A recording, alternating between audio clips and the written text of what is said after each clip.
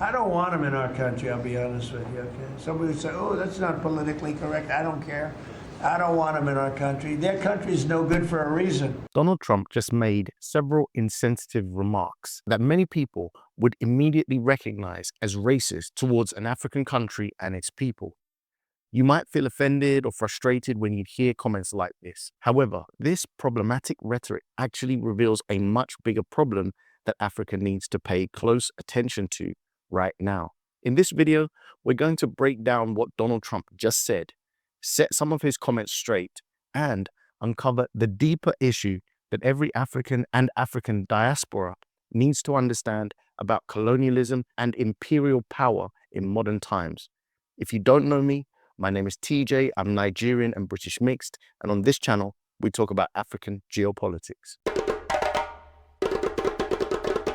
So just a few hours ago, during a White House cabinet meeting, Donald Trump took questions from the press, and one of those questions brought him to the subject of Somalia and Somali Americans. So let's take a quick listen to what he said right now. No, I think that Waltz is a grossly incompetent man. There's something wrong with him, okay? There's something wrong with him. And when you look at what he's done with Somalia, which is barely a country, you know, they have no anything. They just run around killing each other. There's no structure. And when I see somebody like Ilhan Omar, who I don't know at all, but I always watch her for years. I've watched her complain about our Constitution. And now I'm understanding, and you're going to look at I hear they ripped off Somalians, ripped off that state for billions of dollars, billions, every year, billions of dollars, and they contribute nothing. The welfare is like 88%. They contribute nothing. I don't want them in our country, I'll be honest with you, okay? Somebody would say, oh, that's not politically correct. I don't care. I don't want them in our country. Their country's no good for a reason. Their country stinks, and we don't want them in our country. I could say that about other countries, too. I don't know if people mind me saying that, but I'm saying it. We could go one way or the other, and we're going to go the wrong way if we keep taking in garbage into our country. Ilhan Omar is garbage. She's garbage. Her friends are garbage. These aren't people that work. These aren't people that say, let's go, come on, let's make this place great. These are people that do nothing but complain. They complain. And from where they came from, they got nothing. So like I mentioned in the introduction, it's easy to focus your frustration on Donald Trump and his inflammatory remarks. But doing that alone overlooks the deeper danger. That danger is this.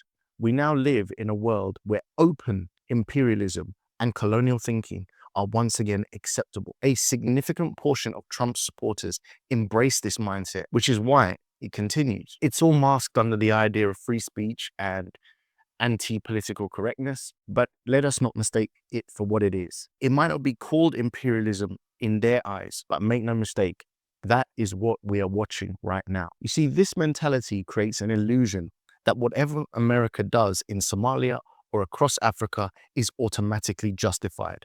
Few people ever stop to ask an essential question, for example, like, why is Somalia facing all of these challenges? Were the Somalian people just born in a bad way, or how did we get here? So the first thing to understand is that Somalia faces these issues because of its strategic location along one of the world's most important trade routes, as well as its proximity to Africa's mineral-rich regions. This alone has made it a target for global powers. And this is nothing new. Let's not forget there's an American military base in Somalia, and the United States has spent decades using the country as a strategic foothold rather than respecting its sovereignty. Many of you have dropped comments asking how you can support this channel, even offering to donate or help financially.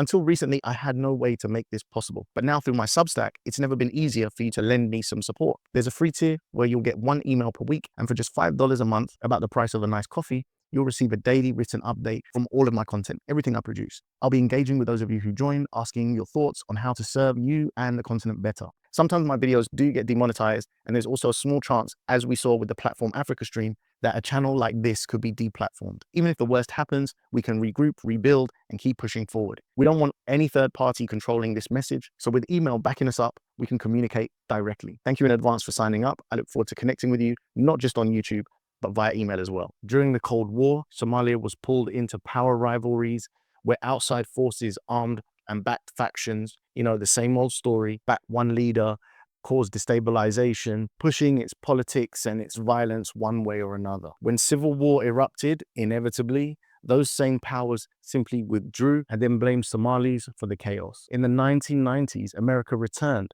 under the banner of humanitarianism and intervention, but the mission ignored Somali agency and left the country even more fractured. Later, counter-terror operations brought airstrikes, drones, campaigns, and covert missions that harmed civilians and weakened Somali institutions. This infrastructure continues today, and that is the backdrop by which we find ourselves in a situation where there are Somali Americans even wanting to be in America, because the place is not stable, and there's no wonder why. The United States not only operates inside Somalia, it also engages Somaliland in ways that fuels division. I'm sure many of you know that Somalia and Somaliland are kind of an unofficial fraction of the same country. And the United States not only operates inside Somalia, it engages Somaliland in a way that fuels that division. America does not officially recognize Somaliland, yet it cultivates ties there for strategic reasons linked to its coastlines and its shipping access. At the same time, it backs the Somali Federation government, who are opposed to Somaliland, by playing both sides. You see, America depends on this fragmentation and then maintains its leverage throughout the region. This is the context Trump ignores when he speaks as though Somalia's challenges just appeared on their own. So when he calls Somalia broken, he leaves out the fact that the same nations criticizing Somalia helped create the instability that drives people to flee in search of safety and dignity today. That is why these remarks are so insulting. They are part of a long tradition of blaming African countries that are suffering for foreign interference. The logic they use is simple. Africa is chaotic. Africans cannot govern themselves. They kill each other. There's a lot of hate in the area. And therefore, Western involvement is necessary.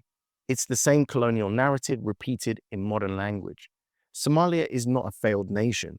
It's a nation repeatedly interrupted by outside powers seeking to trade routes, minerals, and hold strategic positioning. This is why rhetoric like Trump's matters. It shifts blame away from imperial powers and places it on the victims themselves. And when you're not well researched in the area, when you're a million miles away in the West, in your nice air-conditioned home, you very well may just think, yeah, Trump is right. These guys, they kill each other, they do all this stuff, and therefore the justification to continue military action in that region continue. And this is not just about Somalia. The same arguments are used against African countries that resist exploitation. Today it's Somalia, tomorrow it's Congo, Niger, Sudan, and nations standing in the way of foreign interests. A recent example of this is the whole Nigerian genocide happening and Trump feeling that he needed to intervene right there. Again, it's all to back up the idea that Africa is dependent on America or the West, that Africa can't govern themselves. Never mind the fact that all of these regions are riddled with mercenary style groups, destabilizing rebel groups. And these guys get their weapons from the West. They get their training from the West. They get their funding from the West. It's not like Donald Trump hands over an envelope filled with money and a treasure trove of weapons in the middle of the night. But these weapons purposely find their ways there through covert mechanisms that the US and the West controls. And it's done on purpose. Let us not make any mistake about that. What I'm getting at is all actions have a reaction, and America and the West do many actions in Africa. Tomorrow, Trump will host the presidents of Rwanda and Congo, and this imperialistic tone will likely change. He'll praise the peace and present himself as a helpful mediator, despite insulting Africa and Somalia just days earlier. This contradiction is strategic. It allows America to appear friendly while securing influence in mineral-rich regions. Trump, of course, has inserted himself into the peacemaker, but we all know the real reason why he wants peace there. If he was so concerned about peace, why wouldn't he be doing the same in Sudan right now? He's been completely silent, despite us being able to see satellite images of bodies piled up in their own blood. Since the so-called peace deal between Rwanda and DRC was on the table months ago, the region has more instability. The violence has increased, and the situation has only worsened. These conditions are not accidental. They follow that same pattern, the same stuff we're talking about here about Somalia. When a region is destabilized, young people suffer first. In Somalia, tens of thousands of young men have died over the past 2 decades, all in conflicts shaped by foreign agendas. These losses are not natural, they're not cultural.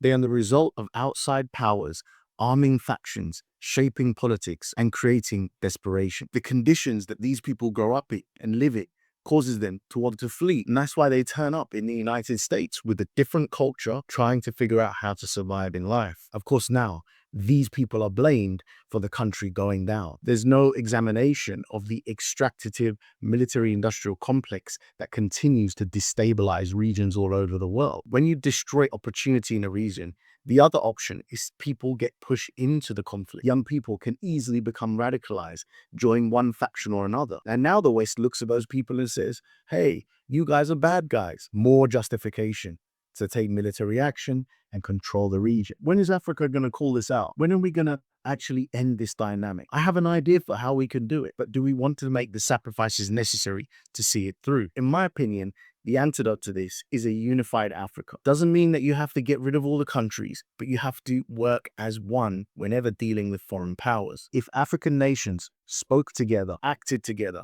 made laws together, no superpower could oppose them. Africa is not weak. It's deliberately divided, fragmented. Fragmentation is imperialism's greatest tool. A unified Africa is Africa's greatest defense. So when you see the smiling photos from tomorrow's meeting, remember the disdain expressed about Somalia just today. Remember how quickly the tone changed whenever resources are put on the table for America to extract. Africa must reject this double standard. It must stand on its own 2 feet, and they must stand together. Refuse this manipulation.